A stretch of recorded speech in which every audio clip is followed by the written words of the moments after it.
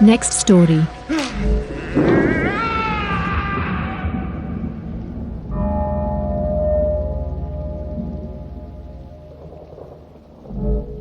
SeattleTimes.com. Bigfoot shot dead in Olympic National Park. John Bloom. 2 to 3 minutes. Olympic National Park, Washington. Bigfoot, a lumbering hairy behemoth said to stalk the emerald depths of the Pacific Northwest, has been felled yesterday afternoon, deep within the moss-draped embrace of the Olympic National Park. A solitary hunter stumbled upon the giant, discharging his rifle once in what he described as terrified self-defense. The tragic encounter leaves behind a poignant trail of questions and contradictions. Initially suspected to be the fabled Bigfoot, closer examination by wildlife biologists revealed a shocking truth. The body belonged not to a mythical beast, but to a man. A very large, very hairy man. The victim, confirmed by authorities as a 8-foot 2-inch 450-pound human male, bears a striking resemblance to the folkloric Bigfoot. His body, covered in a thick pelt of dirt and matted gray hair, is a chilling echo of the lumbering monster of campfire lore.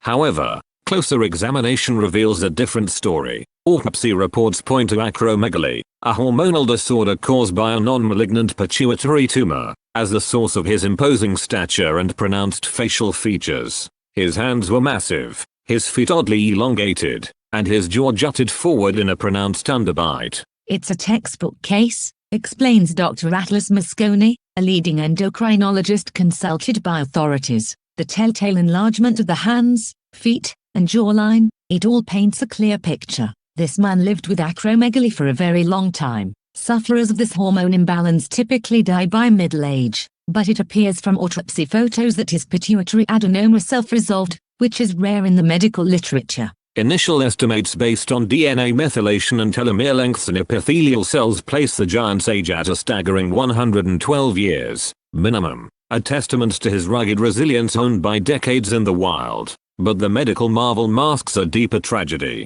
Preliminary investigations suggest the victim lived a solitary life, his appearance likely leading to social isolation and ostracization. Dental records hint at a rough life spent itinerantly across the Pacific Northwest, with whispers of sightings in remote corners of the region marking his undocumented journey. He chose the wilderness as his sanctuary, laments Park Ranger Thomas Wilson, a veteran of the park's search and rescue team. He left little trace of his passing, just the occasional footprint, the faint echo of a howl. He was a ghost, a living monument to our primitive past, fleeing from the world that couldn't accept him. What a sad and tragic story. Dr. Evelyn Chen, lead anthropologist, called to the scene, muses. He must have been ostracized, feared for his appearance. Driven to the wilderness, he built a life from the earth itself. What of the family that apparently abandoned him? Did he ever have a home? Record-keeping in the late 19th and early 20th centuries was nowhere near as extensive as today's systems,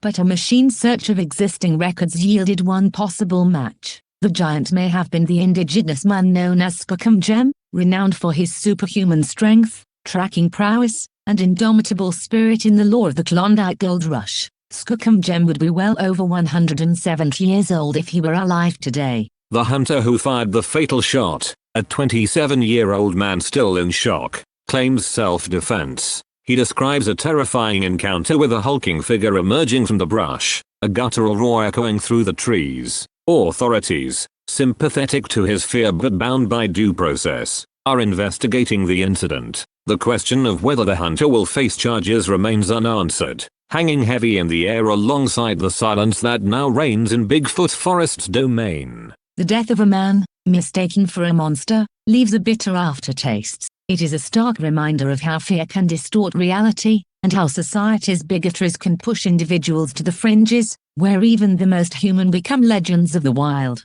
The echoes of Bigfoot's fall may reverberate for years to come, a mournful testament to the weight of isolation and the fragility of life in wilderness's unspoiled desolation.